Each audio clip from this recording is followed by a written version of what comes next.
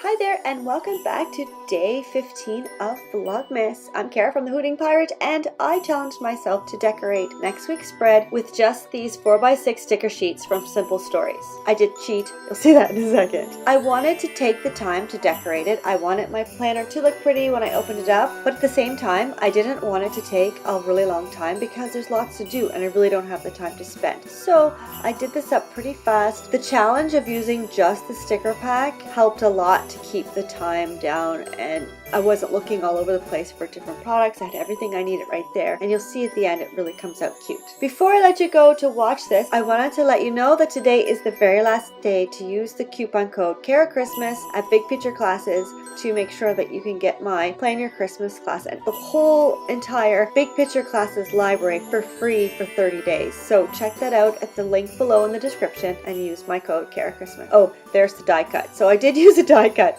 but other than that, the rest is from the sticker sheet. If you want to see some of the printables from my class in action, I'll send you to the video for Vlogmas Day 9 at the end of this one, and you can see it there. Okay, enjoy the video, have a fantastic day, and happy planning.